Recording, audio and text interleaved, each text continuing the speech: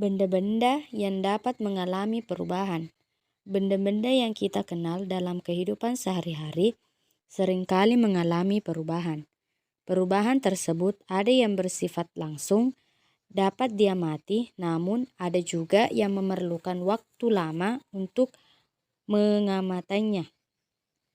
Perubahan benda-benda tersebut dikenal dengan perubahan materi. Contoh, perubahan materi langsung cepat adalah pembakaran kertas. Contoh perubahan materi yang memerlukan relatif lama ialah proses perkaratan besi. Sifat-sifat zat. Sebelum lebih jauh membahas tentang perubahan materi, kita perlu mengetahui sifat-sifat zat terlebih dahulu. Sifat-sifat benda sangat penting diketahui untuk membedakan perubahan-perubahan yang terjadi pada benda tersebut. Sifat-sifat benda secara garis besar dibedakan menjadi dua, yaitu sifat fisika dan sifat kimia. Sifat fisika adalah sifat yang berkaitan dengan keadaan fisik suatu zat.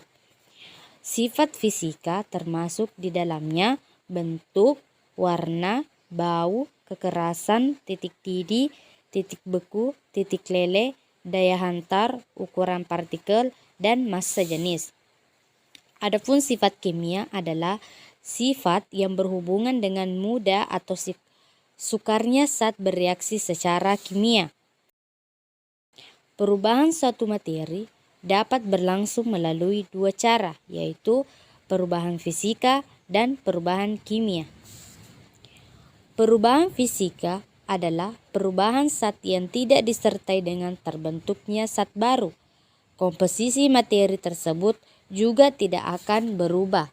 Misalnya, es yang mencair, baik dalam bentuk padat maupun dalam bentuk cair, keduanya tetap air, yaitu H2O. Contoh perubahan fisika antara lain menguap, mengembun, mencair, membeku, menyumblim, mengamblur, serta perubahan bentuk lainnya. Dan yang kedua, perubahan kimia. Perubahan kimia adalah perubahan zat yang dapat menghasilkan atau membentuk zat baru dengan sifat kimia yang berbeda dengan zat asalnya. Contohnya adalah kayu yang dibakar.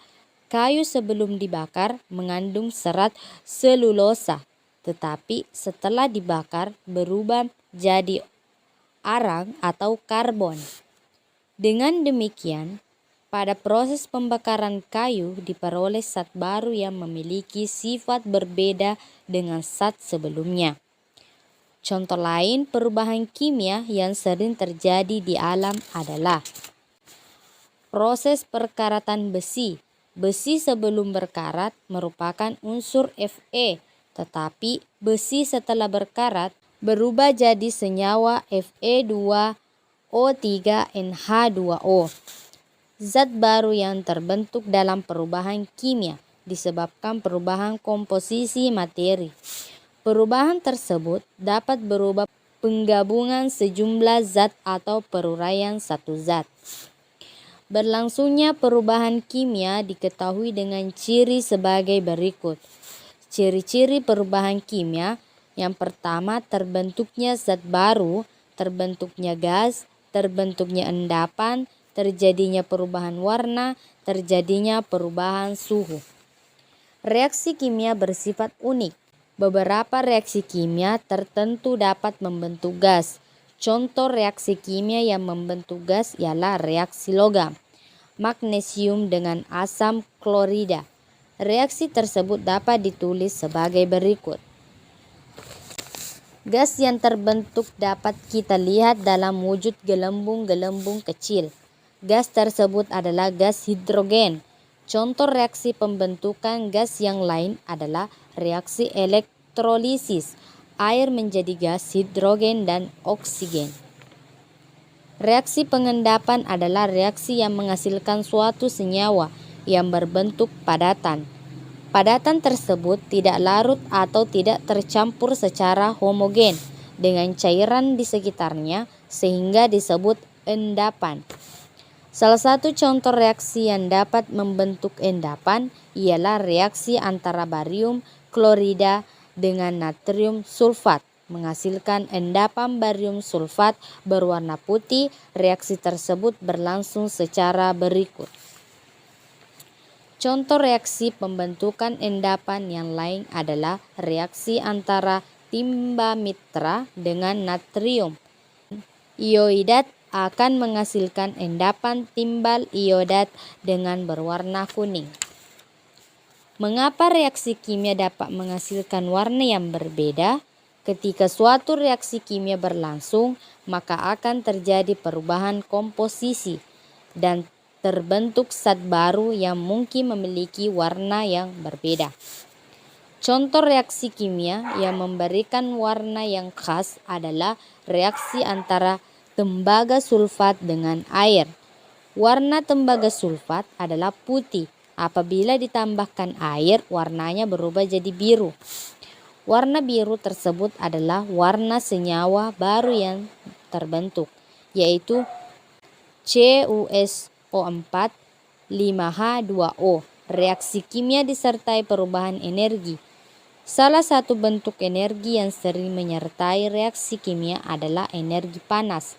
Dengan demikian, terjadinya perubahan kimia akan ditandai dengan perubahan energi panas. Akibatnya suhu hasil reaksi dapat menjadi lebih tinggi atau dapat menjadi lebih rendah daripada suhu pereaksinya. Berdasarkan penjelasan tentang perubahan fisika dan perubahan kimia, dapatkah kamu membedakan mana dari kejadian-kejadian berikut ini perubahan fisika dan perubahan kimia? Nah, di sini ada beberapa perubahan fisika atau perubahan kimia. Yang pertama, beras diubah menjadi tepung beras. Kedua, perkaratan besi. Dan yang ketiga, kayu diubah menjadi kursi. Yang keempat, gula dilarutkan dalam air. Kelima, susu diubah menjadi keju. Dan yang keenam, makanan basi. 7, bola lampu listrik menyala. 8, pembakaran kayu. 9, singkong menjadi tapai. 10, air berubah menjadi es.